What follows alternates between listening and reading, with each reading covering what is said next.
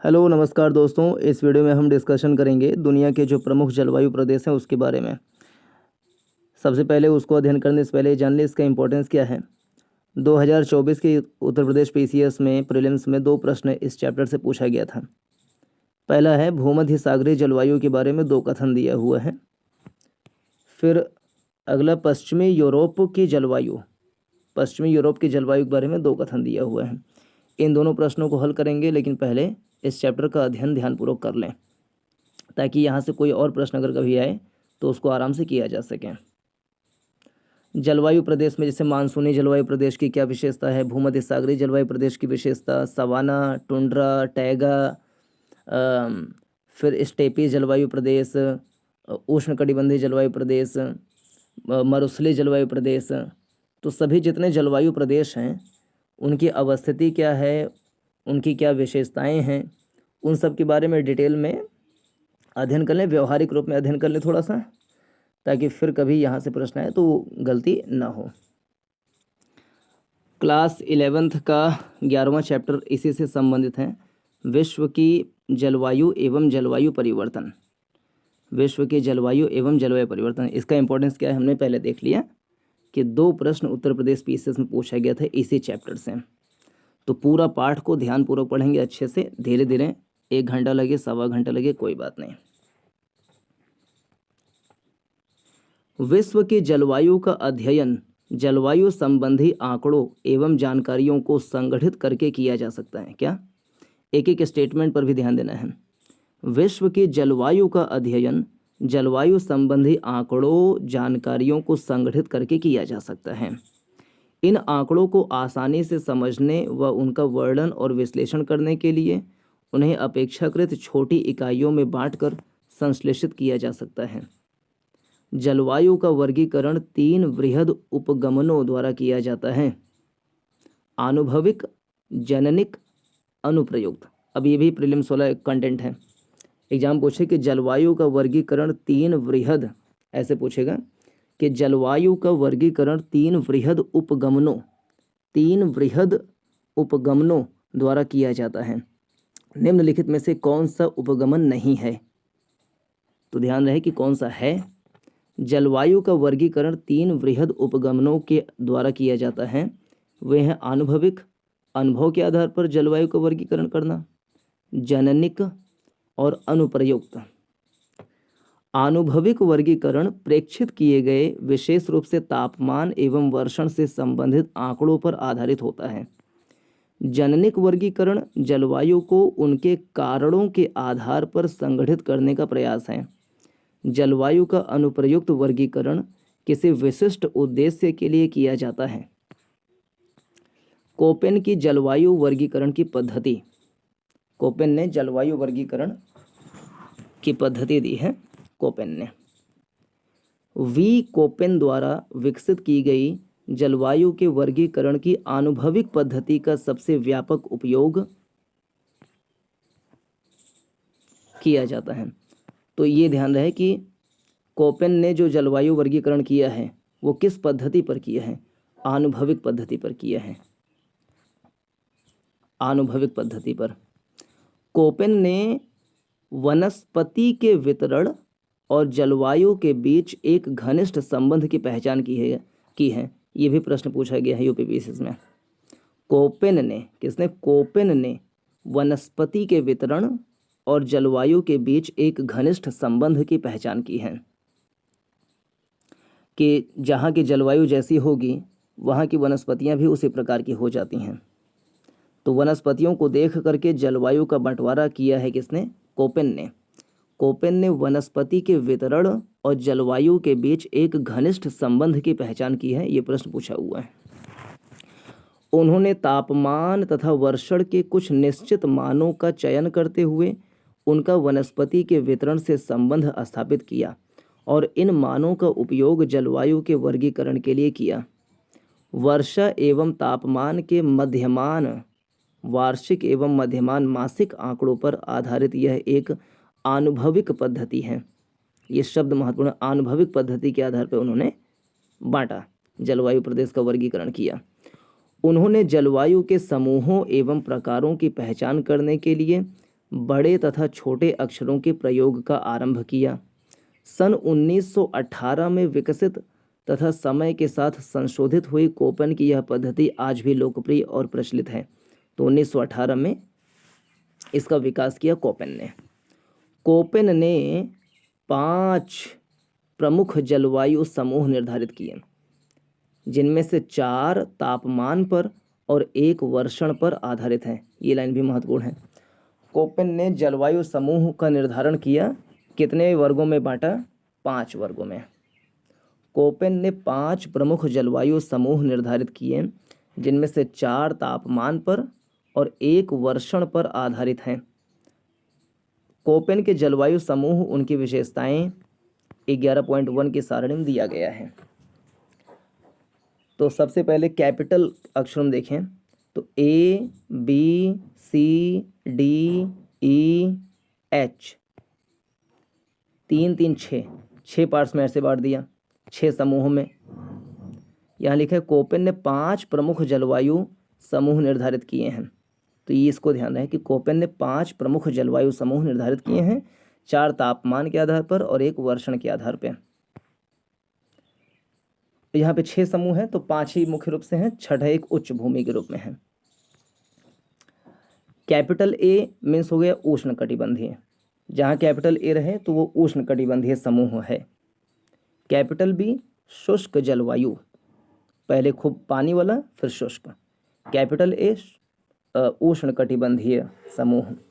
Capital B शुष्क जलवायु समूह।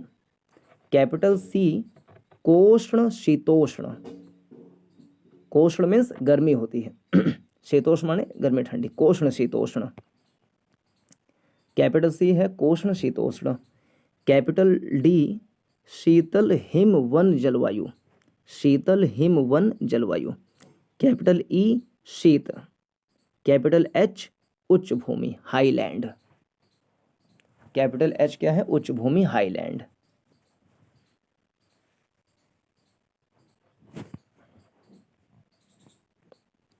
फिर से कैपिटल ए उष्ण कटिबंधीय, कैपिटल बी शुष्क जलवायु समूह, कैपिटल सी कोष्ण शीतोष्ण, पहले उष्ण कटिबंधीय गर्म वाला, फिर शुष्क, फिर तीसरा सी वाला कैपिटल सी कोष्ण शीतोष्ण। कैपिटल डी शीतल हिम वन जलवायु। कैपिटल ई शीत जलवायु। कैपिटल एच उच्च भूमि। अब इसमें क्या विशेषताएं हैं? कैपिटल ए उष्ण कटिबंधीय की विशेषता है कि सभी महीनों का औसत तापमान 18 डिग्री सेल्सियस से अधिक होता है। कैपिटल ए है उष्ण कटिबंधीय, विशेषता क्या है कि सभी महीनों का औसत तापमान 18 डिग्री सेल्सियस से अधिक होता है। कैपिटल बी शुष्क जलवायु, वर्षण की तुलना में विभव वाष्पीकरण की अधिकता। कैपिटल सी कोष्ण शीतोष्ण, सर्वाधिक ठंडे महीने का औसत तापमान 3 डिग्री सेल्सियस से अधिक किंतु 18 डिग्री सेल्सियस के कम मध्य अक्षांशीय जलवायु। कैपिटल डी शीतल हिम वन जलवायु, इसमें क्या है? वर्ष के सर्वाधिक ठंडे महीने का औसत तापमान 0 तापमान से 3 डिग्री सेल्सियस नीचे। फिर कैपिटल ई शीत जलवायु समूह, सभी महीनों का औसत तापमान 10 डिग्री सेल्सियस से कम होता है इसमें। उच्च भूमि कैपिटल एच उच्च भूमि, ऊंचाई के कारण शीत होती है यहाँ पे, ठीक है। बड़े अक्षर A B C D E जो हैं ये आर्द्र जलवायु को तथा कैपिटल बी शुष्क जलवायु को निरूपित करते हैं, ठीक है।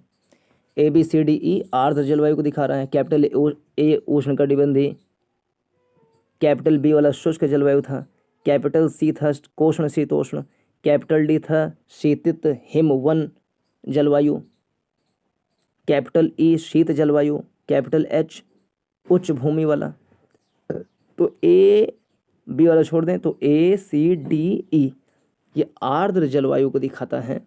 कैपिटल बी जो है, बी अक्षर, ये शुष्क जलवायु को दिखाता है। एग्जाम में पूछे कि शुष्क जल, कोपेन के अनुसार शुष्क जलवायु को निरूपित करने वाला अक्षर है, तो कैपिटल बी जो है शुष्क जलवायु समूह को दिखाता है। जलवायु समूहों को तापक्रम एवं वर्षा की मौसमी विशेषताओं के आधार पर कई उप प्रकारों में भी विभाजित किया गया है, जिसको छोटे अक्षरों द्वारा अभिहित किया जाता है। शुष्कता, जो कैपिटल वाले हैं वो सब दिखा रहा है कि वर्षण की मात्रा और शुष्कता की मात्रा, लेकिन जो स्मॉल अक्षर होंगे वो तापमान और वर्षा, इसको भी दिखाएंगे कि टेम्परेचर और वर्षा की क्या स्थिति है। शुष्कता वाले मौसमों को छोटे अक्षरों FMWS, ये शुष्कता वाले छोटे अक्षर हैं। इसमें स्मॉल f शुष्क मौसम के न होने को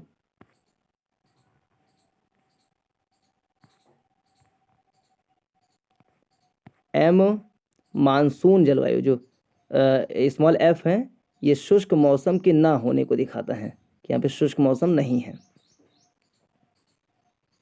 और जो स्मॉल m है ये मानसून को दिखाता है। स्मॉल m कहीं रहे तो मानसून जलवायु को दिखाता है। स्मॉल f शुष्क मौसम नहीं है। स्मॉल m मानसूनी जलवायु को दिखाता है। स्मॉल w रहे तो शुष्क शीत ऋतु। स्मॉल w शीत ऋतु तो है, शुष्क शीत ऋतु शुष्क होती है, लेकिन जो पश्चिमी यूरोपीय जलवायु प्रदेश हैं वहाँ पे शीत ऋतु में वर्षा होती है। लेकिन जहाँ स्मॉल w रहे तो वहाँ पे शीत ऋतु शुष्क है। स्मॉल w शुष्क शीत ऋतु और स्मॉल s शुष्क ग्रीष्म ऋतु को इंगित करता है। स्मॉल w शुष्क शीत, स्मॉल w शुष्क शीत, स्मॉल s माने समर, w माने विंटर, तो विंटर शुष्क है। स्मॉल w विंटर शुष्क है और स्मॉल s माने समर, तो समर शुष्क है। छोटे अक्षर ABCD तापमान की उग्रता वाले भाग को दर्शाते हैं। कैपिटल बी समूह जलवायु की को उपविभाजित करते हुए स्टेपी अथवा अर्ध शुष्क के लिए कैपिटल S, कैपिटल बी समूह की जलवायु को उपविभाजित करते हुए स्टेपी अथवा अर्ध शुष्क, कैपिटल बी माने शुष्क जलवायु, इसको भी विभाजित कर रहे हैं कैसे कि स्टेपी या अर्ध शुष्क अगर है तो कैपिटल S दिखाएंगे। S माने स्टेपी, कैपिटल S माने कि स्टेपी वाला अर्ध शुष्क क्षेत्र, और मरुस्थल के लिए कैपिटल W दिखाएंगे। कैपिटल W, स्मॉल w था शुष्क शीत और कैपिटल W है मरुस्थल वाला। जलवायु प्रकारों को ऐसे दिखाया गया है। अब एक एक जलवायु के बारे में पढ़ेंगे यहाँ पे। अब जैसे यहाँ पे कैपिटल AF है, capital A small f, capital A माने कि यहाँ पे उष्ण कटिबंधीय क्षेत्र है। जहाँ जहाँ कैपिटल A है तो उष्ण कटिबंधीय क्षेत्र है। कैपिटल A उष्ण कटिबंधीय क्षेत्र है ये। और स्मॉल f माने कोई शुष्क ऋतु नहीं, यहाँ लिखा हुआ कोई शुष्क ऋतु नहीं, ऊपर भी पढ़े थे।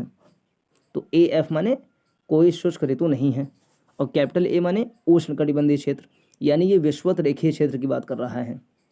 जहाँ पे उष्ण कटिबंधीय भी है और कोई शुष्क ऋतु नहीं होता है तो उसकी पहचान है कैपिटल A स्मॉल f। आसान हो गया। कैपिटल A स्मॉल f इंगित क्या कर रहा है? कैपिटल A उष्ण कटिबंधीय, स्मॉल f कोई शुष्क ऋतु नहीं, यानी कि उष्ण कटिबंधीय आर्द्र जलवायु को दिखा रहा है। और कैपिटल A जो होता है वो उष्ण कटिबंधीय आर्द्र जलवायु को निरूपित करता है। उसमें भी जो प्रकार हैं आर्द्र वाला कि वहाँ पे कोई शुष्क ऋतु नहीं है, तो यानी स्मॉल f दिखा दिया। और इसी में उष्ण कटिबंधीय मानसूनी क्षेत्र भी होता है तो वो कैपिटल A M से दिखा दिया। उष्ण कटिबंधीय आर्द्र एवं शुष्क होता है तो उसको कैपिटल A स्मॉल w से दिखा दिया। स्मॉल w माने कि शीत ऋतु में शुष्क शीत ऋतु तो वह उष्णकटिबंधीय आर्द्र एवं शुष्क। AM मानसून वाला तो मानसून है और लघु शुष्क ऋतु होता है। और AWA माने उष्णकटिबंधीय, W माने स्मॉल w माने शीत ऋतु शुष्क, यानी जाड़े की शुष्क ऋतु। तो ये याद हो गया। फिर जहाँ जहाँ कैपिटल B होगा, कैपिटल B ये दिखाता है शुष्क जलवायु को। शुष्क जलवायु समूह के लिए कैपिटल B है। तो ये भी शुष्क जलवायु समूह, ये भी शुष्क जलवायु समूह, ये भी शुष्क जलवायु समूह। तो कैपिटल B दिखाता है शुष्क जलवायु समूह को। इसमें 4 उप प्रकार हैं। कैपिटल S जो था वो स्टेपी प्रकार का है, स्टेपी प्रकार का। तो कैपिटल B मीन्स हो गया कि शुष्क, अर्धशुष्क एवं शुष्क। और स्टेपी मीन्स हो गया निम्न अक्षांशीय क्षेत्र में होगा ये। कैपिटल B मीन्स हो गया शुष्क इसमें। और कैपिटल W मीन्स हो गया कि कैपिटल W मीन्स क्या था, ऊपर कैपिटल W कहाँ खो गया, ये कैपिटल W मरुस्थल को दिखाता है, ये ध्यान रहे। कैपिटल W मरुस्थल को दिखाता है। तो यहाँ पे निम्न अक्षांशीय है, शुष्क है, तो मरुस्थलीय क्षेत्र यहाँ पे होगा। उपोष्ण कटिबंधीय मरुस्थल ये है। और ये BSW यानी स्टेपीज हैं, तो उपोष्ण कटिबंधीय स्टेपी। और BSK, B माने शुष्क जलवायु वाला, तो शुष्क अथवा शुष्क यहाँ पे अर्धशुष्क अथवा शुष्क हो गया। कैपिटल S माने स्टेपी वाला हो गया, तो स्टेपी लिखा हुआ है। और K, स्मॉल K क्या होता है, small K, small K, small K, small K दिख नहीं रहा तो यहीं पे देख लें। स्मॉल K है मध्य अक्षांशीय पे। कैपिटल B शुष्क है तो शुष्क लिख रहा है ये। W माने कि मरुस्थल टाइप का, तो मरुस्थल दिख रहा है। और K मीन्स मध्य अक्षांशीय पे, ठीक है। फिर कैपिटल C क्या होता है, कैपिटल C होता है कोष्ण शीतोष्ण, मध्य अक्षांशीय जलवायु, कोष्ण शीतोष्ण। इसमें भी 3 उप प्रकार हैं।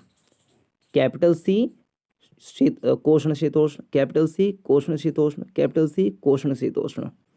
स्मॉल f मीन्स क्या हो गया, कोई शुष्क ऋतु नहीं। स्मॉल s माने समर सीजन शुष्क रहेगा। स्मॉल f माने कोई शुष्क ऋतु नहीं। स्मॉल a क्या हुआ, स्मॉल a क्या इंगित करता है, ABCD तापमान की उग्रता को दिखाता है, ठीक है। तो आर्द्र उपोष्ण कटिबंध CFA हो गया मध्य अक्षांशीय अर्धशुष्क अथवा शुष्क। ये इंपॉर्टेंट है, भूमध्य सागरीय वाला अलग से ध्यान रहे। CSA, CSA कैपिटल C कोष्ण शीतोष्ण, ठीक है। स्मॉल s यानी कि समर रहेगा शुष्क। ये स्टेटमेंट में भी क्वेश्चन आया था कि शुष्क गर्म ऋतु होता है और शीत ऋतु में वर्षा होती है कहाँ पे, भूमध्य सागरीय क्षेत्र में। भूमध्य सागरीय क्षेत्र में शीत ऋतु में वर्षा होती है, ठीक है। और स्मॉल a दिख रहा है। फिर समुद्री पश्चिम तटीय, तो CFB, यहाँ पे कोई शुष्क ऋतु नहीं होता, कोष्ण और शीतल ग्रीष्म होती है। फिर कैपिटल D शीतल हिम वन जलवायु होता है। आर्द्र महाद्वीपीय की बात करें तो कैपिटल DF। उप उत्तर ध्रुवी की बात करें कैपिटल DW। यहाँ कैपिटल DF कोई शुष्क ऋतु नहीं, भीषण जाड़ा। कैपिटल DW जाड़ा शुष्क अत्यंत भीषण। कैपिटल E क्या है, शीत जलवायु। कैपिटल E शीत जलवायु। इसमें 2 है टुंड्रा, इसके लिए ET लिखा है। कैपिटल E माने शीत जलवायु और कैपिटल D सही अर्थ में कोई ग्रीष्म ऋतु यहाँ पे नहीं होता। फिर ध्रुवीय हिम टोपी, तो EF सदैव हिमाच्छादित हिम। F बोलें या H बोलें, H तो उच्च भूमि है हिमाच्छादित उच्च भूमियाँ, यानी ऊंचाई के कारण यहाँ पे शीत होती हैं। तो इस प्रकार से बांटा गया है इसको।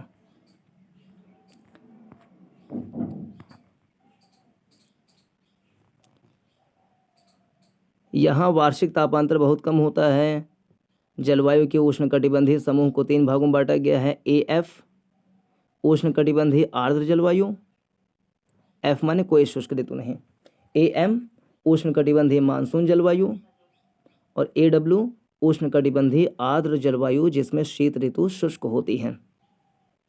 ठीक है, स्मॉल w माने शीत ऋतु शुष्क होती हैं, शुष्क शीत ऋतु। स्मॉल s माने शुष्क ग्रीष्म ऋतु। भूमध्य सागरीय जलवायु का उदाहरण ये है कि वहाँ पे शुष्क ग्रीष्म ऋतु होता है और शीत ऋतु में बारिश होती है।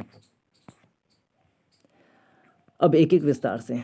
समूह A उष्णकटिबंधीय जलवायु को इंगित करता है। इसको 3 उप प्रकारों में बांटा गया है। उसकी क्या विशेषताएं हैं उसको भी देखेंगे। कैपिटल A क्या है? उष्णकटिबंधीय जलवायु। उष्णकटिबंधीय जलवायु यह है कैपिटल A। कैपिटल B शुष्क जलवायु समूह। कैपिटल C कोष्ण शीतोष्ण जलवायु समूह। कैपिटल D शीत मतलब हिम शीतित वन जलवायु समूह। कैपिटल E शीत जलवायु समूह। कैपिटल H उच्च भूमि। तो उसमें से पहला है समूह A उष्णकटिबंधीय जलवायु। उष्णकटिबंधीय आर्द्र जलवायु कर्क रेखा और मकर रेखा के बीच पाई जाती हैं। Important line. उष्णकटिबंधीय आर्द्र जलवायु कर्क रेखा और मकर रेखा के बीच पाई जाती है। संपूर्ण वर्ष सूर्य के ऊर्ध्वस्थ तथा अंतर उष्णकटिबंधीय अभिसरण क्षेत्र की उपस्थिति के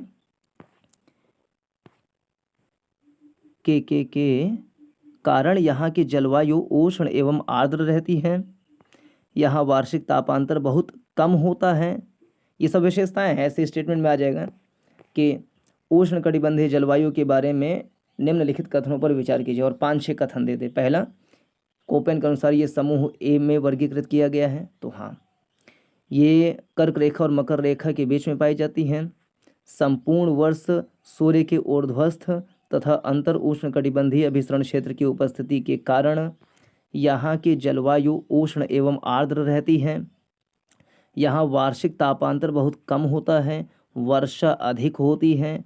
जलवायु के इस वर्गीकरण समूह को 3 प्रकारों में बांटा गया है।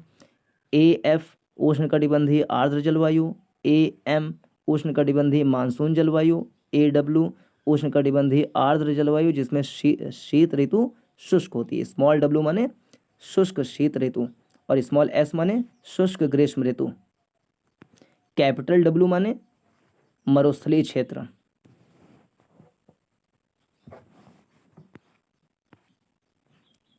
अब एक उष्णकटिबंधीय आर्द्र जलवायु। उष्णकटिबंधीय आर्द्र जलवायु मीन्स उष्णकटिबंधीय मीन्स कैपिटल A।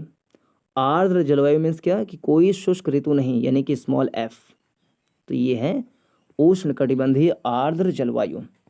उष्णकटिबंधीय आर्द्र जलवायु विषुवत वृत्त के निकट पाई जाती है। इस जलवायु के प्रमुख क्षेत्र दक्षिण अमेरिका का अमेजन बेसिन, पश्चिमी विषुवतीय अफ्रीका, दक्षिणी पूर्वी एशिया के द्वीप हैं। 3 क्षेत्र दिखा दिए एग्जाम्पल में। उष्णकटिबंधीय आर्द्र जलवायु में प्रमुख क्षेत्र दक्षिण अमेरिका का अमेजन बेसिन, पश्चिमी विषुवतीय अफ्रीका, दक्षिणी पूर्वी एशिया के द्वीप हैं। वर्ष के प्रत्येक माह में दोपहर के बाद गरज और बौछारों के साथ प्रचुर मात्रा में वर्षा होती है। तापमान समान रूप से ऊंचा और वार्षिक तापांतर नगण्य होता है। किसी भी दिन अधिकतम तापमान लगभग 30 डिग्री सेल्सियस और न्यूनतम तापमान लगभग 20 डिग्री सेल्सियस होता है। इस जलवायु में सघन वितान तथा व्यापक जैव विविधता वाले उष्णकटिबंधीय सदाहरित वन पाए जाते हैं। आसान है। फिर उष्णकटिबंधीय मानसून जलवायु। उष्णकटिबंधीय मीन्स कैपिटल एफ, मानसून जलवायु मीन्स स्मॉल एम। इसके बारे में, उष्णकटिबंधीय मानसून जलवायु भारतीय उपमहाद्वीप, दक्षिण अमेरिका के उत्तर पूर्वी भाग, उत्तरी ऑस्ट्रेलिया में पाई जाती हैं। फिर से, उष्णकटिबंधीय मानसून जलवायु भारतीय उपमहाद्वीप, दक्षिण अमेरिका के उत्तर पूर्वी भाग, उत्तरी ऑस्ट्रेलिया में पाई जाती हैं। भारी वर्षा अधिकतर गर्मियों में होती है। शीत ऋतु शुष्क होती है। जलवायु के इस प्रकार का विस्तृत जलवायु विवरण जो है वो आगे हम पढ़ेंगे दूसरे बुक में, क्लास 11th के। फिर उष्णकटिबंधीय आर्द्र एवं शुष्क जलवायु। उष्णकटिबंधीय आर्द्र एवं शुष्क जलवायु यानी थोड़ा सा अंदर पाया जाएगा। उष्णकटिबंधीय मीन्स कैपिटल ए, आर्द्र एवं शुष्क means small W. Small W means ये हुआ शीत ऋतु शुष्क होगी। उष्णकटिबंधीय आर्द्र एवं शुष्क जलवायु AF प्रकार के जलवायु प्रदेशों के, AF माने कि कोई शुष्क ऋतु नहीं, 10 डिग्री अक्षांशों के बीच, तो AF प्रकार के जलवायु प्रदेशों के उत्तर एवं दक्षिण में पाई जाती हैं, यानी 10 से 20 के बीच में मोटा मोटा। इसकी सीमा महाद्वीपों के पश्चिमी भाग में शुष्क जलवायु के साथ और पूर्वी भाग में कैपिटल सी माने कोष्ण शीतोष्ण, F माने कोई शुष्क ऋतु नहीं, कोष्ण शीतोष्ण और शुष्क शीत ऋतु प्रकार की जलवायु के साथ पाई जाती हैं। विस्तृत AW जलवायु जो है यानी उष्णकटिबंधीय और शुष्क शीत ऋतु जलवायु दक्षिण अमेरिका में स्थित ब्राजील के वनों के उत्तर और दक्षिण में, बोलिविया और पराग्वे के निकटवर्ती भागों में, सूडान और मध्य अफ्रीका के दक्षिण में पाई जाती हैं। इस जलवायु में वार्षिक वर्षा AF तथा AM जलवायु प्रकारों की अपेक्षा काफ़ी कम होती है, तो वार्षिक वर्षा कम होती है कुल मिलाकर। आर्द्र ऋतु छोटी और शुष्क ऋतु भीषण व लंबी होती है। तापमान वर्ष भर ऊंचा रहता है। शुष्क ऋतु में दैनिक तापांतर सर्वाधिक होते हैं। इस जलवायु में पर्णपाती वन और पेड़ों से ढकी घास भूमियां पाई जाती हैं। ठीक है, अब शुष्क जलवायु कैपिटल B। शुष्क जलवायु कैपिटल B। शुष्क जलवायु की विशेषता अत्यंत न्यून वर्षा है जो पादपों की वृद्धि के लिए पर्याप्त नहीं है होती। यह जलवायु पृथ्वी के बहुत बड़े भाग पर पाई जाती है, जो विषुवत वृत्त से 15 से 60 डिग्री उत्तर व दक्षिणी अक्षांशों के बीच विस्तृत है। ठीक है, 15 से 30 डिग्री के निम्न अक्षांशों में यह उपोष्ण कटिबंधीय उच्च वायुदाब क्षेत्र में पाई जाती है, जहां तापमान का अवतलन और उत्क्रमण वर्षा नहीं होने देते। महाद्वीपों के पश्चिमी सीमांतों पर ठंडी धाराओं के आसन्न क्षेत्र, विशेषतः दक्षिण अमेरिका के पश्चिमी तट पर, यह जलवायु विषुवत वृत्त की ओर अधिक विस्तृत और तटीय भाग में पाई जाती है। मध्य अक्षांशों में विषुवत वृत्त से 35 से 60 डिग्री उत्तर व दक्षिण के बीच यह जलवायु महाद्वीपों के उन आंतरिक भागों तथा परिरुद्ध होता है जहां पर्वतों से घिरे होने के कारण प्रायः समुद्री आर्द्र पवनें नहीं पहुंच पाती।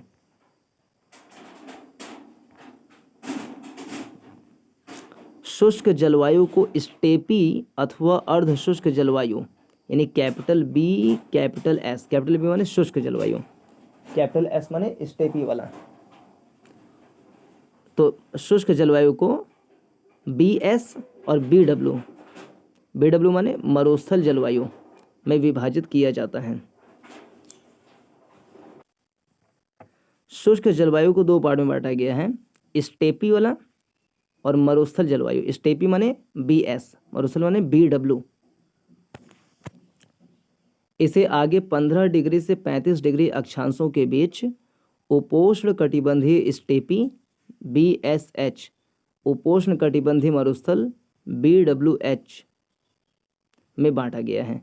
35 डिग्री से 60 डिग्री अक्षांशों के बीच इसे मध्य अक्षांशीय स्टेपी तथा मध्य अक्षांशीय मरुस्थल में विभाजित किया जाता है। उपोष्ण कटिबंधीय स्टेपी BSW और उपोष्ण कटिबंधीय मरुस्थल BWH जलवायु। उपोष्ण कटिबंधीय स्टेपी BSH एवं उपोष्ण कटिबंधीय मरुस्थल BWH जलवायु में वर्षण और तापमान के लक्षण एक समान होते हैं। आर्द्र एवं शुष्क जलवायु के संक्रमण क्षेत्र में अवस्थित होने के कारण उपोष्ण कटिबंधीय स्टेपी जलवायु में मरुस्थल जलवायु की अपेक्षा वर्षा थोड़ी ज़्यादा होती है। ठीक, आर्द्र एवं शुष्क जलवायु के संक्रमण क्षेत्र में होने के कारण उपोष्ण कटिबंधीय स्टेपी जलवायु में मरुस्थल जलवायु की अपेक्षा थोड़ी वर्षा ज़्यादा होती है। ठीक है, जो विरल घास भूमियों के लिए पर्याप्त होती हैं।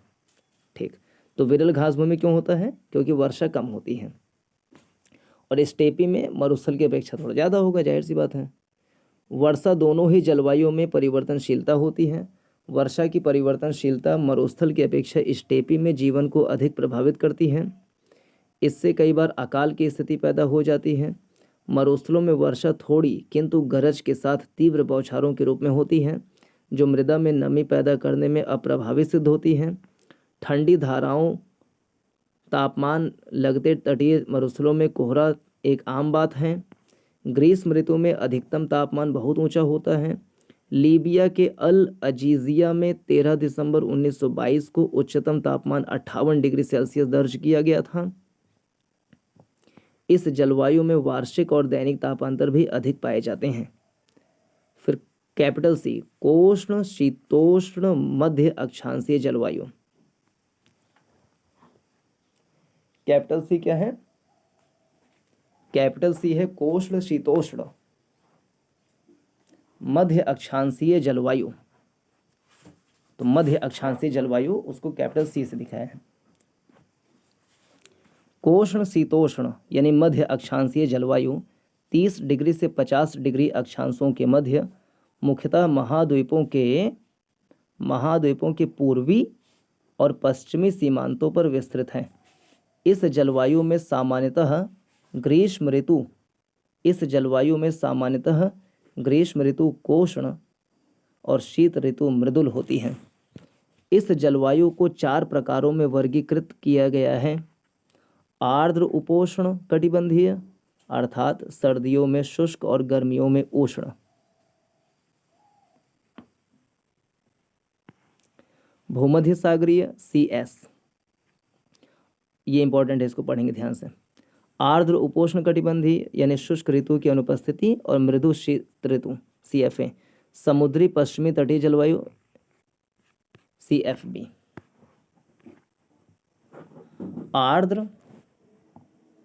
आर्द्र उपोष्ण कटिबंधीय जलवायु। आर्द्र उपोष्ण कटिबंधीय जलवायु कर्क एवं मकर रेखा से ध्रुवों की ओर मुख्यतः भारत के उत्तरी मैदान और दक्षिणी चीन के आंतरिक मैदानों में पाई जाती है। यह जलवायु AW जलवायु जैसी ही है, केवल इतना अपवाद है कि इसमें सर्दियों का तापमान गर्म होता है। इसको ध्यान से पढ़ने, प्रश्न पूछा गया था ऐसे। भूमध्य सागरीय जलवायु capital CS। Capital CS means क्या होगा? कैपिटल C मीन्स कोष्ण शीतोष्ण और स्मॉल s मीन्स शुष्क ग्रीष्म ऋतु। शुष्क यानी गर्मी के ऋतु में गर्मी और ठंडी के ऋतु में बारिश। ग्रीष्म ऋतु शुष्क होता है और शीत ऋतु में वर्षा होती है। तो भूमध्य सागर, इसको ध्यान से अच्छे से, भूमध्य सागरीय जलवायु भूमध्य सागर के चारों ओर तथा उपोष्ण कटिबंध से 30 से 40 डिग्री अक्षांशों के बीच महाद्वीपों के पश्चिमी तट के साथ साथ पाई जाती हैं। कहाँ कहाँ पाई जाती है भूमध्य सागरीय जलवायु? मध्य कैलिफोर्निया, मध्य चिली, ऑस्ट्रेलिया के दक्षिण पूर्वी और दक्षिणी पश्चिमी तट इसके उदाहरण हैं। ये क्षेत्र ग्रीष्म ऋतु में उपोष्ण कटिबंधीय उच्च वायुदाब, ये क्षेत्र ग्रीष्म ऋतु में उपोष्ण कटिबंधीय उच्च वायुदाब तथा शीत ऋतु में पछुआ पवनों के प्रभाव में आ जाते हैं। ध्यान रहे, ये क्षेत्र ग्रीष्म ऋतु में उपोष्ण कटिबंधीय उच्च वायुदाब तथा शीत ऋतु में पछुआ पवनों के प्रभाव में आ जाते हैं। भूमध्य सागरीय जलवायु जो है गर्मी के सीजन में उपोष्ण कटिबंधीय उच्च वायुदाब के प्रभाव में रहते हैं और ठंडी में पछुआ पवनों के प्रभाव में आ जाते हैं। इस प्रकार उष्ण व शुष्क गर्मियाँ तथा मृदु एवं वर्षा युक्त सर्दियाँ, सर्दी में बारिश होती हैं और गर्मी शुष्क रहती है। उसके पीछे कारण है कि गर्मी में उच्च वायुदाब के प्रभाव में रहता है और ठंडी में पछुआ पवनों के प्रभाव में रहता है, तो ठंडी में बारिश हो जाती है। ग्रीष्म ऋतु में औसत मासिक तापमान 25 डिग्री सेल्सियस के आसपास, शीत ऋतु में 10 डिग्री सेल्सियस से कम रहता है। वार्षिक वर्षा 35 से 90 सेंटीमीटर के बीच होती है। फिर आर्द्र उपोष्ण कटिबंधीय जलवायु। आर्द्र उपोष्ण कटिबंधीय जलवायु उपोष्ण कटिबंधीय अक्षांशों में महाद्वीपों के पूर्वी भागों में पाई जाती हैं। महाद्वीपों के पूर्वी भागों में पाई जाती हैं। इस प्रदेश में वायु राशियाँ प्रायः अस्थिर होती हैं, पूरे वर्ष वर्षा करती हैं। जलवायु पूर्वी संयुक्त राज्य अमेरिका, दक्षिणी यहाँ सब पाई जाती हैं। 75 से 150 सेंटीमीटर बारिश होती है। 27 डिग्री सेल्सियस जो है मासिक औसत तापमान होता है। फिर ये इंपॉर्टेंट है, समुद्री पश्चिमी तटीय जलवायु। समुद्री पश्चिम तटीय जलवायु। समुद्री पश्चिम तटीय जलवायु महाद्वीपों के पश्चिमी तटों पर भूमध्य सागरीय जलवायु से ध्रुवों की ओर पाई जाती हैं।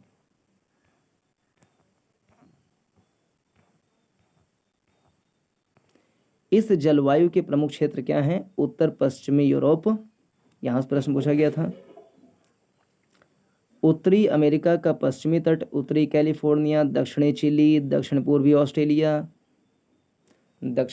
ऑस्ट्रेलिया और न्यूजीलैंड।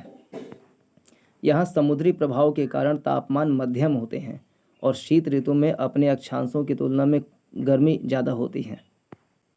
ठीक है, गर्मी के महीनों में औसत तापमान 15 से 20 डिग्री सेल्सियस, सर्दियों में 4 से 10 डिग्री सेल्सियस के बीच रहता है। वार्षिक और दैनिक तापांतर कम पाया जाता है। वर्षण साल भर होती है, लेकिन यह सर्दियों में अधिक होती है। वर्षण 50 सेंटीमीटर से 250 सेंटीमीटर के बीच घटती बढ़ती रहती है। फिर शीत हिम वन जलवायु, कैपिटल डी है, शीत हिम वन जलवायु।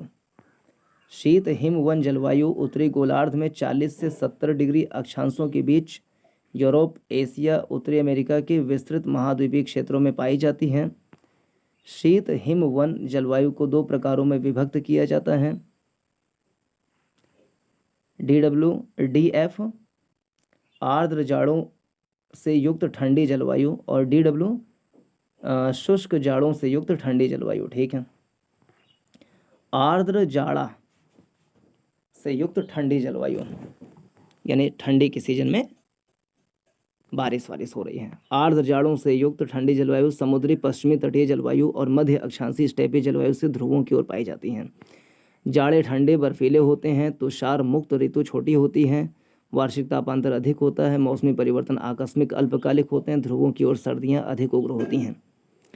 शुष्क जाड़ा से युक्त ठंडी जलवायु यानी बारिश नहीं हो रही है और ठंडी जलवायु है। शुष्क जाड़ों से युक्त ठंडी जलवायु मुख्यतः उत्तर पूर्वी एशिया में पाई जाती है। जाड़ों में प्रतिचक्रवात का स्पष्ट विकास, ग्रीष्म ऋतु में उसका कमजोर पड़ना इस क्षेत्र में पवनों के प्रत्यावर्तन की मानसून जैसी दशाएं उत्पन्न करते हैं। ध्रुवों की ओर गर्मियों में तापमान कम होते हैं और जाड़ों में तापमान अत्यंत न्यून होते हैं। कुछ स्थान तो ऐसे भी हैं जहां वर्षा के 7 महीने तक तापमान हिमांक बिंदु से कम रहता है। वार्षिक वर्षा कम होती है जो 12 से 15 सेंटीमीटर के बीच होती है। ध्रुवीय जलवायु इंपॉर्टेंट है, कैपिटल ई से दिखाते हैं इसको। ध्रुवीय जलवायु 70 डिग्री अक्षांश से परे होते हैं। ध्रुवीय जलवायु दो प्रकार की है, टुंड्रा और हिमटोपी। टुंड्रा माने ईटी, हिमटोपी माने ईएफ। टुंड्रा जलवायु, टुंड्रा जलवायु का नाम टुंड्रा जलवायु का नाम काई लाइकेन पुष्पी पादप। ये क्वेश्चन पूछा गया है कि यहाँ पे किस प्रकार के पौधे पाए जाते हैं। टुंड्रा जलवायु में काई लाइकेन पुष्पी पादप जैसे छोटे वनस्पति प्रकारों के आधार पर रखा गया है। यह अस्थायी तुषार का प्रदेश है जिसमें अधोभूमि अस्थायी रूप से जमी रहती है। लघु वर्धन काल और जलाक्रांति छोटी वनस्पति का ही पोषण कर पाते हैं। ग्रीष्म ऋतु में टुंड्रा प्रदेशों में दिन के प्रकाश की अवधि लंबी होती है। हिमटोपी जलवायु, हिमटोप जलवायु, हिमटोप जलवायु ग्रीनलैंड और अंटार्कटिक के आंतरिक भागों में पाई जाती है। गर्मियों में भी तापमान हिमांक से नीचे रहता है। इस क्षेत्र में वर्षा थोड़ी मात्रा में होती है। तुषार एवं हिम एकत्रित होती जाती है जिनका बढ़ता हुआ दबाव हिम परतों को विकृत कर देता है। हिम परतों के टुकड़े आर्कटिक एवं अंटार्कटिक जल में खिसक कर प्लावी हिम शैलों के रूप में तैरने लगते हैं। अंटार्कटिक में 79 डिग्री दक्षिण अक्षांश पर प्लेट्यू स्टेशन पर भी यही जलवायु पाई जाती है। एग्जाम पूछे प्लेट्यू स्टेशन कहाँ है, तो 79 डिग्री दक्षिण अक्षांश पे है प्लेट्यू स्टेशन। उच्च भूमि जलवायु, उच्च भूमि जलवायु भूमि आकृति द्वारा नियंत्रित होती है। ऊंचे पर्वतों में थोड़ी थोड़ी दूरियों पर मध्यमान तापमान में भारी परिवर्तन पाए जाते हैं।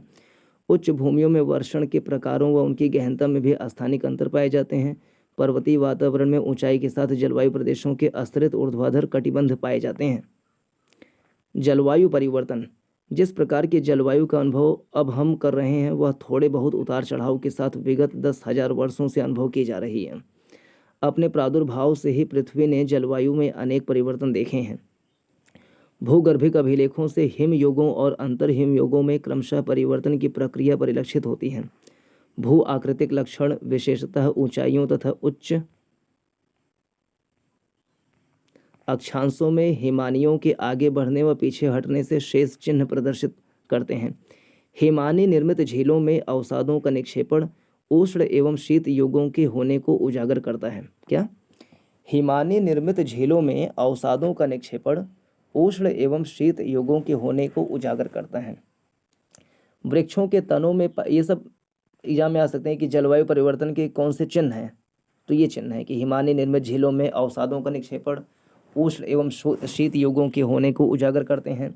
वृक्षों के तनों में पाए जाने वाले वलय भी आर्द्र एवं शुष्क युगों की उपस्थिति का संकेत देते हैं। ऐतिहासिक अभिलेख भी जलवायु की अनिश्चितता का वर्णन करते हैं। ये सभी साक्ष्य इंगित करते हैं कि जलवायु परिवर्तन एक प्राकृतिक एवं सतत प्रक्रिया है।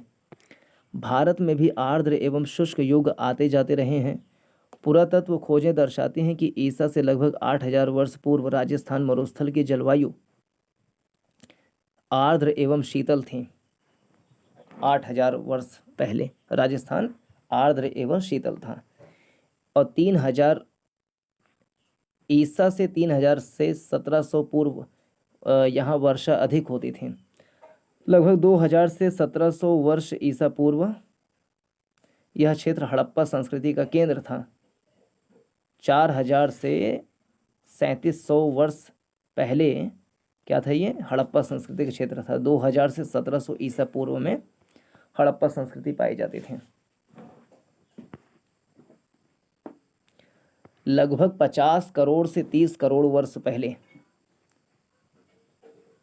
लगभग 50 करोड़ से 30 करोड़ वर्ष पहले भूवैज्ञानिक काल के कैम्ब्रियन, ओर्डोविसियन, सिलुरियन युगों में पृथ्वी गर्म थी। लगभग 50 करोड़ से 30 करोड़ वर्ष पहले भूवैज्ञानिक काल के कैम्ब्रियन, ओर्डोविसियन, सिलुरियन युगों में पृथ्वी गर्म थी। प्लेस्टोसीन युगांतर के दौरान हिमयुग और अंतर हिमयुग अवधियां रहीं।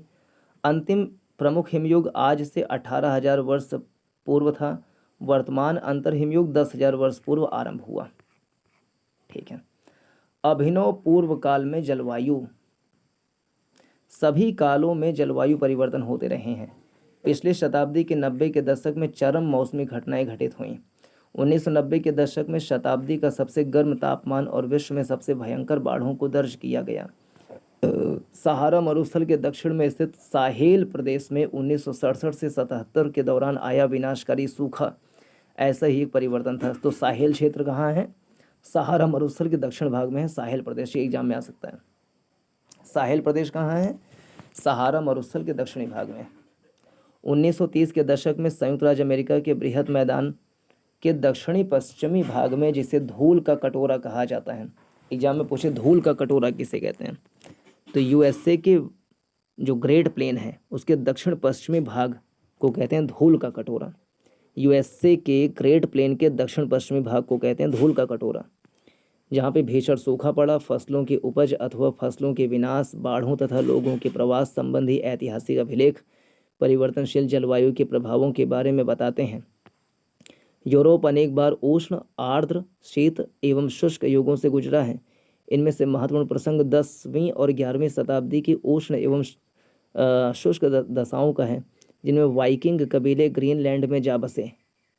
यूरोप ने सन 1550 से 1850 के दौरान लघु हिमयुग, ये पूछा गया एग्जाम में कि लघु हिमयुग क्या है, तो 1550 से 1850 ये है लघु हिमयुग। ये प्रीलिम्स से पूछा गया है यूपीपीसीएस के। लघु हिमयुग का समय क्या है? 1550 से 1850, सन 1550 से 1850, इसे कहते हैं लघु हिमयुग। लघु हिमयुग 1550 से 1850। 1885 से 1940 तक विश्व के तापमान में वृद्धि की प्रवृत्ति पाई गई। 1940 के बाद तापमान की वृद्धि दर घटी है। जलवायु परिवर्तन के कारण, जलवायु परिवर्तन के अनेक कारण हैं, इन्हें खगोलीय और पार्थिव कारणों में वर्गीकृत किया जा सकता है। खगोलीय कारणों का संबंध सौर कलंकों की गतिविधियों से उत्पन्न सौर्यिक निर्गत ऊर्जा में परिवर्तन से है। सौर कलंक सूर्य पर काले धब्बे होते हैं जो एक चक्रीय ढंग से घटते बढ़ते रहते हैं।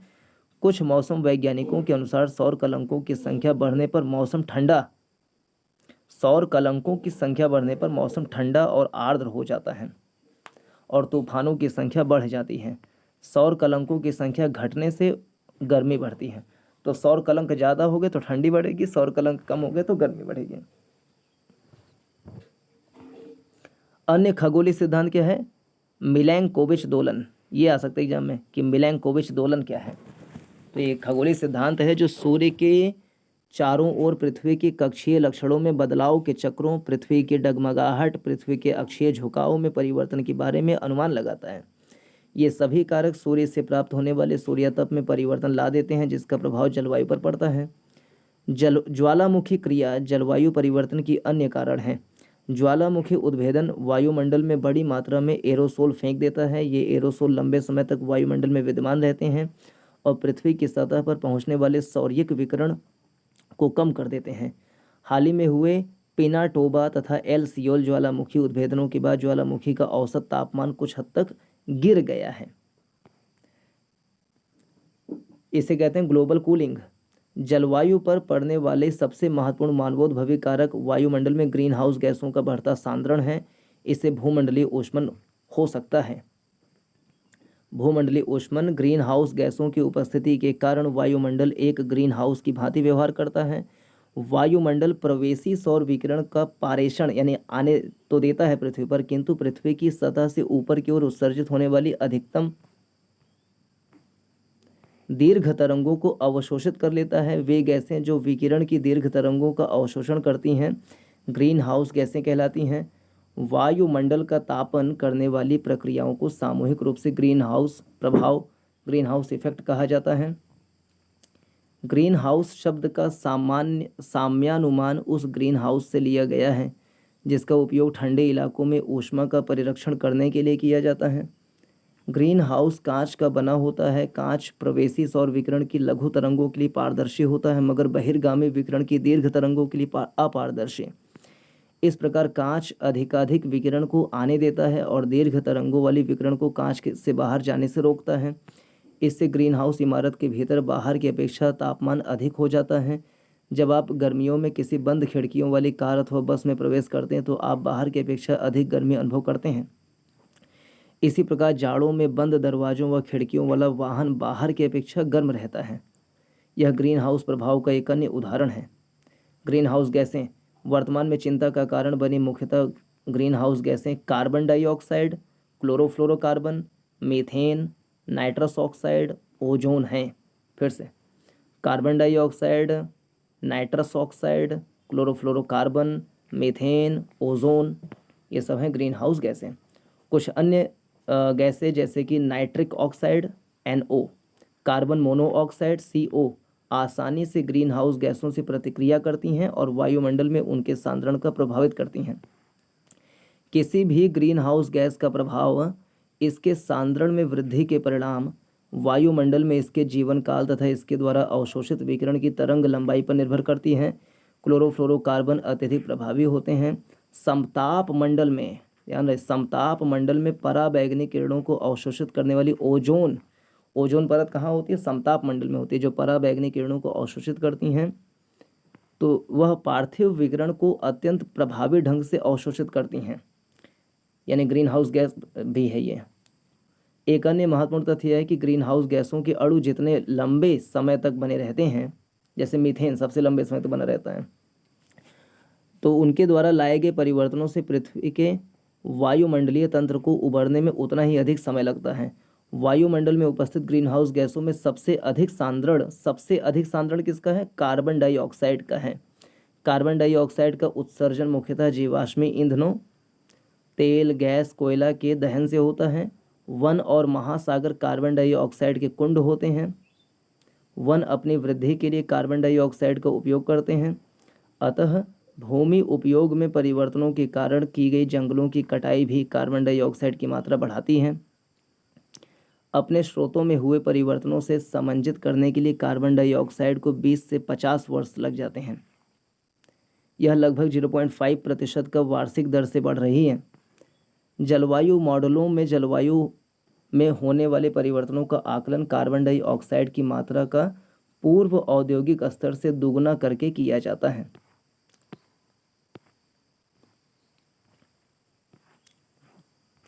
क्लोरोफ्लोरोकार्बन मानवीय गतिविधियों से पैदा होते हैं। ओजोन समताप मंडल में उपस्थित होती है। इंपॉर्टेंट लाइन है, पूछा गया है। जहां पराबैंगनी किरणों ऑक्सीजन को ओजोन में बदल देती हैं।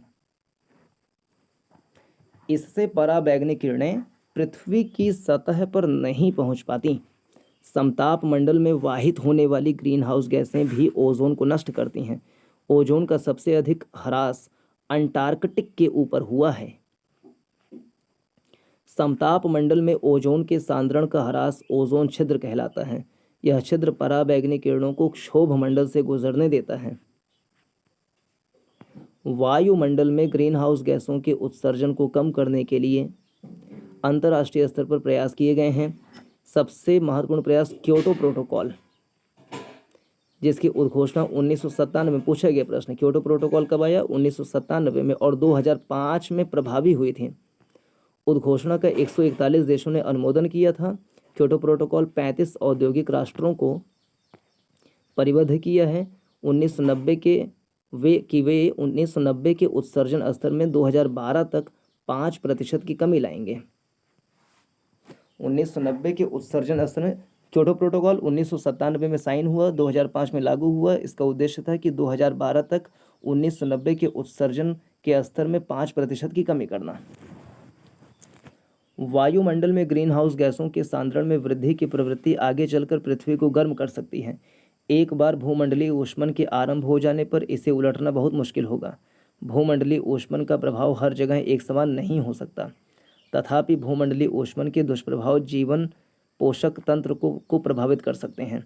हिमटोपियों व हिम नदियों के पिघलने से ऊंचा उठा समुद्री जल का स्तर और समुद्र का ऊष्मीय विस्तार तटीय क्षेत्र के विस्तृत भागों और द्वीपों को आप्लावित कर सकता है। इससे सामाजिक समस्याएं उत्पन्न होंगी। विश्व समुदाय के लिए यह गहरी चिंता का एक और विषय है। ग्रीन हाउस गैसों के उत्सर्जन को नियंत्रित करने और भूमंडलीय ऊष्मन की प्रवृत्ति को रोकने के लिए प्रयास आरंभ हो चुके हैं। हमें आशा है कि विश्व समुदाय इस चुनौती का प्रत्युत्तर देगा और एक ऐसी जीवन शैली को अपनाएगा जिससे आने वाली पीढ़ियों के लिए यह संसार रहने लायक रह सके। आज भूमंडलीय ऊष्मन विश्व की प्रमुख चिंताओं में से एक है। पृथ्वी के धरातल के निकट वायु का औसत वार्षिक तापमान लगभग 14 डिग्री सेल्सियस का है। इंपॉर्टेंट। पृथ्वी के धरातल के निकट वायु का औसत वार्षिक तापमान लगभग 14 डिग्री सेल्सियस है। फिर से, पृथ्वी के धरातल के निकट, वायुमंडल में पृथ्वी के धरातल के निकट वायु का औसत वार्षिक तापमान लगभग 14 डिग्री सेल्सियस है। तापमान के बढ़ने की प्रवृत्ति 20वीं शताब्दी में दिखाई दी।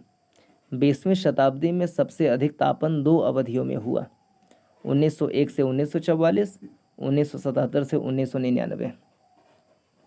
इन दोनों में से प्रत्येक अवधि में भूमंडलीय ऊष्मन 0.4 डिग्री सेल्सियस बढ़ा है। इन दोनों अवधियों के बीच थोड़ा शीतलन भी हुआ जो उत्तरी गोलार्ध में अधिक चिह्नित था। 20वीं शताब्दी के अंत में औसत वार्षिक तापमान का वैश्विक अध्ययन 19वीं शताब्दी में दर्ज किए गए तापमान 0.6 डिग्री सेल्सियस अधिक था। 1856 से 2000 के दौरान सबसे गर्म साल अंतिम दशक में दर्ज किया गया। 1998 में संभवतः न केवल 20वीं शताब्दी का बल्कि पूरी सहस्त्राब्दी का सबसे गर्म मौसम था। कब? 1998 में सबसे गर्म मौसम था पूरे 1000 सालों में। कोपेन के ए प्रकार की जलवायु कौन सी दशा अर्हक है? सभी महीने में उच्च वर्षा, सही बात है। सबसे ठंडे महीने का औसत मासिक तापमान हिमांक बिंदु से अधिक, सभी महीनों का औसत वार्षिक सभी महीनों का औसत मासिक तापमान 18 डिग्री सेल्सियस से अधिक है, ये भी सही है। सभी महीनों का औसत तापमान 10 डिग्री सेल्सियस के नीचे नहीं। जलवायु के वर्गीकरण से संबंधित कोपेन की पद्धति को व्यक्त किया जा सकता है। आनुभविक। भारतीय प्रायद्वीप के अधिकतर भागों को कोपेन की पद्धति के अनुसार वर्गीकृत किया जा सकता है। तो कैपिटल ए, क्योंकि उष्णकटिबंधीय क्षेत्र में है। और मानसूनी अधिकतर भाग में देखें तो मानसूनी तो नहीं है, कोई शुष्क ऋतु नहीं है, ऐसा भी नहीं है, और मानसूनी है तो ये हम कह सकते हैं AM। कौन सा साल विश्व का सबसे गर्म साल माना जाता है? तो 1998। 4 जलवायु के समूहों में कौन सा आर्द्र दशाओं को प्रदर्शित करता है? तो बी वाला आर्द्र नहीं है, बी वाला शुष्क है, यहाँ पे बी शुष्क है। आर्द्र कौन सा है? तो ACDE, ये वाला है आर्द्र। तो इस वीडियो में इतना ही। पूरा देखने के लिए धन्यवाद। नमस्कार, जय हिंद।